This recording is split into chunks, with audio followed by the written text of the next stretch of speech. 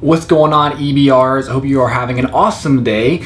This video is going to be a little bit different. Instead of actually reviewing a bike, going outside, we're actually going to be filming inside today and talking about direct order only. So basically the pros, the cons, the goods and the bads, because you know, Court and I, we do things a little bit differently. Most of the time, Court is actually flying out to places, driving out to places, and seeing, you know, the bikes that he reviews in the shops, whereas I'm typically staying at my home and I'm having people send me bikes. So a little bit different. So I deal a lot with the direct order only companies, and I've discovered a lot of kind of just patterns along the way. Some of them that I want to share with you because there's a lot of really, well, there's one huge pro that comes along with direct order only, but really there's quite a few potential pitfalls. And I want to share my experiences with you guys, really to just kind of help protect you, you know, to help warn you, and just really to give you all the information that you could possibly need to really make an informed decision on, you know, if you want to go the direct order only route or if you want to go through a dealer, because obviously they're different. So let's talk about, first and foremost, the biggest pro, in my opinion, for direct order only, and that's going to be that, look, the savings is going to be normally pretty big. So if I buy, you know, bike XYZ from a direct order only company and I can get a very, very similar bike from a dealer, you know, same specs, same components, really just the same bike, maybe with a different branding, different logo, 9 times out of 10, the bike I get from a direct order only company is going to be a lot less expensive. It's going to probably shave off like a good 20 to 30%, maybe even more sometimes, just depends on the company. So in my opinion, that's probably going to be the biggest asset, the biggest pro that comes along with shopping direct order only for electric bikes. Now, that's definitely a big pro, but there are some cons, so let's talk about those.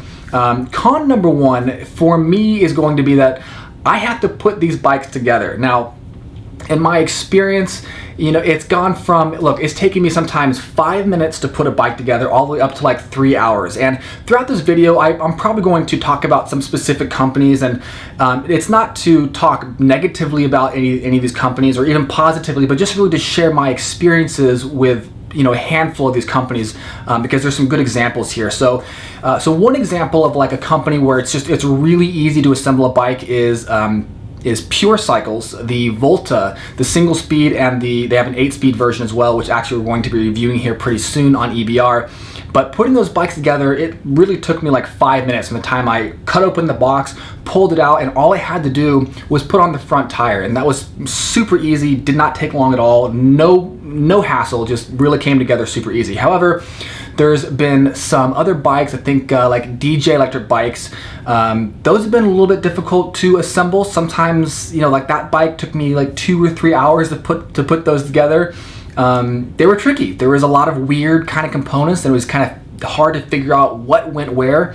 So that is one potential pitfall, I think, is just maybe you guys don't want to put this stuff together. So I just want to throw it out there. Sometimes it's easy, sometimes it's not, and it's really hard to tell beforehand unless we've reviewed this bike here at EBR and we've been able to kind of talk about that experience. So hopefully if there's a bike that you want, hopefully we have reviewed it so you can kind of see beforehand, hey, is this easy to put together or is it kind of a big hassle? And one other thing real quick to mention though is sometimes even these direct order companies, they will have a service where you can pay like 99 bucks or something, and they typically will deliver it to your door fully assembled. So maybe that's an option for some of you guys, or like a local bike shop typically will put together a bike, they'll assemble it for you for, normally it's around that price point, like 99 bucks, somewhere around there, just kind of depends. So potential con number 2, I'm going to call this one fidelity, I think, because really I've noticed sometimes there's a lack of fidelity between, you know, the bike that I receive versus what's advertised on the website. And I've experienced this a couple of times where there's been like, you know, they'll advertise on a website for one component, and then when I get the bike and actually unbox it, I see, oh, this derailleur is actually a Shimano Tourney, not a Shimano Alivio like it says in the website. So kind of a mismatch thing there. Also, as far as fidelity goes, or just kind of mismatching, is sometimes the components can be a little mismatched where, you know, stuff just doesn't seem to quite fit together right. And I think one of the biggest reasons for that is most of the times these direct order only companies, not always of course, but most of the time they're just grabbing a frame and they're kind of slapping on some electric bike components and they're calling it an electric bike. So it's not an electric bike like custom built frame, you know? And I think sometimes the issue that comes along with that is stuff just doesn't really fit right. And that can go into the last point, the last potential con of just having to put stuff together. It can take a lot of time and it can be frustrating, especially if, you know, I was expecting a higher end component and maybe I don't get that when I actually unbox it and open this thing up.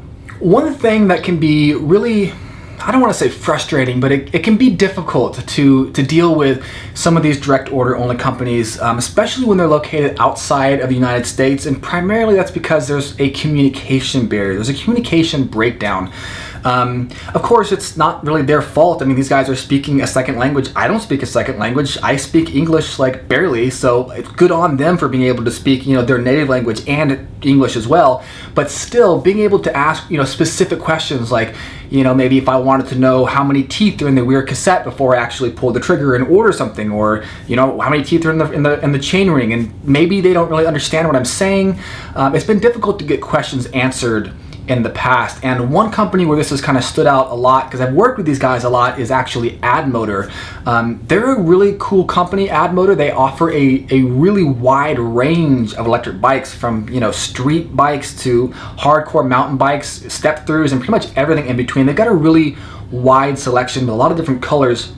However, the communication barrier with these guys is a little bit rough. And it's not just with them. This has been with some other companies that are overseas as well.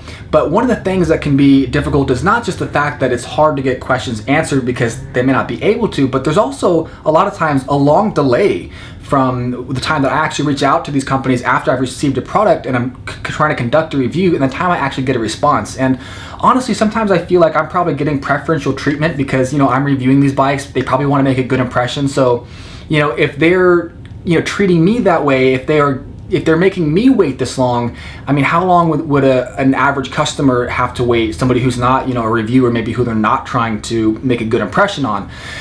I don't know, but there was one incident that I really want to talk about that I think kind of just, it really sums this all up, the dangers or the potential pitfalls of direct order only. This was actually a situation that did happen with Admotor here recently. It was with a bike that I reviewed a while back. It was the M350, I believe it was called. It was the three-wheeler, the trike from Admotor. Really cool electric bike, really fun to ride. We actually did a review on that. Dope bike, I liked it. However, I was trying to ship that bike and a couple of other bikes back to Admotor, and they weren't really ready to receive the bikes. They're trying to use me as kind of like a middleman, have me store the bikes since I had them, and then they were trying to post them on their website for sale. And then when they would make a sale, they just wanted to ship it from my house, you know, to the customer instead of taking the bikes back themselves, inspecting them, because some of the bikes that I've had maybe a little bit damaged, maybe they're dirty. You know, some components weren't working when I was done with them. They didn't really inspect them, they just tried to sell them. And with the M350 in particular, what they had done is they put it up on their website for sale, saying that, you know, this thing it's half off, it's brand new, barely been ridden. And that part was pretty much true. I hadn't ridden the bike that much, maybe 15, 20 miles or so. But what had happened is a customer had actually ordered that bike, and I was out of town, and then Admotor had contacted me basically saying, hey, we want you to, you know, get this bike shipped out today. And it's just like, hey, I'm really sorry guys, I'm actually not in town for the next week. So long story short, this poor guy had to wait for about 2 weeks before I could get this bike out to him. He wanted it so bad that he lived locally. He was in San Francisco. He ended up driving all the way out to come meet me. And I mean, good on the guy he rented a truck, drove like 2 hours from San Francisco, and you know, I was able to meet him, give him the bike, shake his hand, try to help kind of smooth things over with this poor guy, you know, because he had spent the money already, expecting to get the bike in, you know, 5 to 7 days, like it says on the website, and he didn't get it. It was almost a month later, I think, all in all, from the time he actually bought the bike, the time that he got it, and the only reason he got it was because he drove out to me to get it. And really, to me, that just kind of encapsulates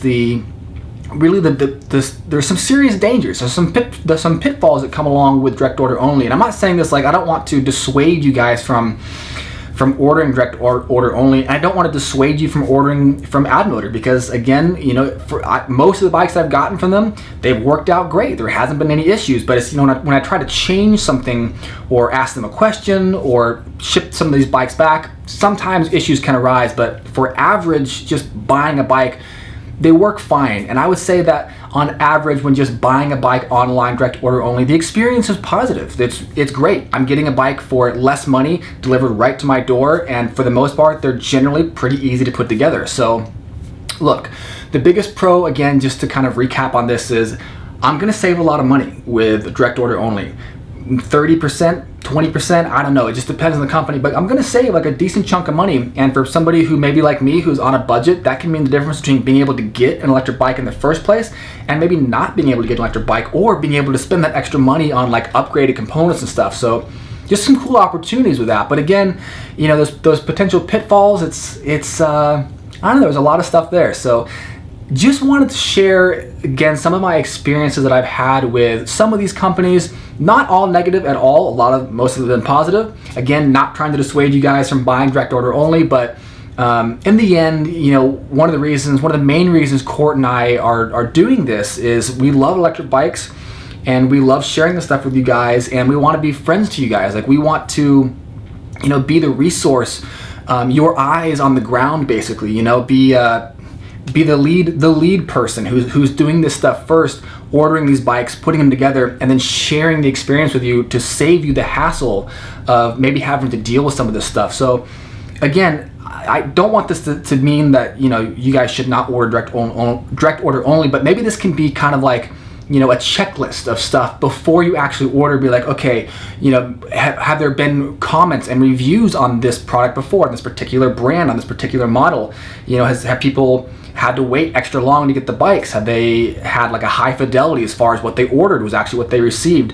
You know, maybe kind of use this as like a research guide so that you can ensure that you're getting exactly what you want, not having to wait a long time, not having to have your own issues and stuff like that. So. Hey guys, I gotta hop in on this conversation as well. I wanted to add to what Brent already said and just tack on that crowdfunding carries maybe even more risk than ordering direct online, and it's super exciting to be a part of a new product and provide your feedback and see it reach those milestones.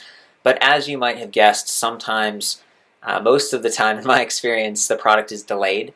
You still have to deal with assembling yourself, and you know, you're going to be one of the first people to even see this bike. You know, it's like it's being put together. So it's definitely like higher involvement, a little bit more complexity potential.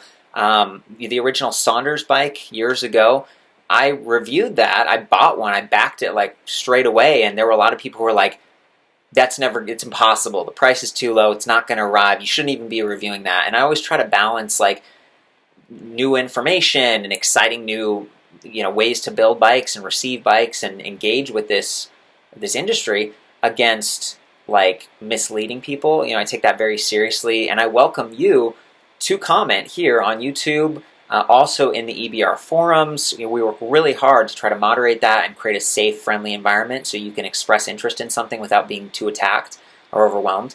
But yeah, it worked. Like the Saunders bike was awesome. They've done a really good job. They've been a leader, I think, in online and crowdfunding, and they keep doing like, you know, Kickstarter, Indiegogo, Kickstarter, and again, they you know, that's their model, that's their marketing channel. These companies do have to pay a percentage of their proceeds to the crowdfunding platform and to credit card processors and stuff. So there's some markup, maybe more than if it was just a direct sale and they were using us or another channel to get the word out about their product.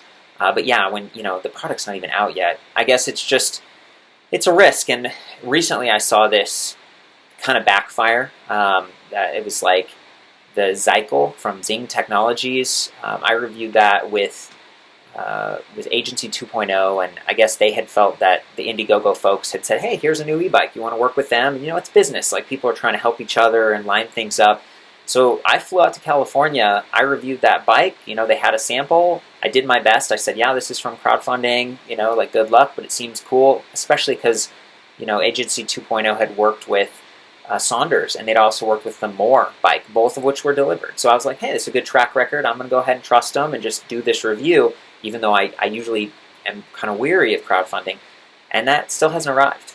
People have been waiting months and months, and the company Zing Technologies has gone quiet. They're in China. It's hard to prosecute people internationally. The folks at Agency 2.0, who I consider to be kind of my friends, we both work in this, and we're both trying to help get the word out about e-bikes. They're owed tens of thousands of dollars still. All the backers who put their money out, they get nothing, it seems like, right? So that's where we are right now. I don't know if that's going to change or not, but that's the sort of alarming, like, whoa, like there is some risk involved with this. You might get an affordable product.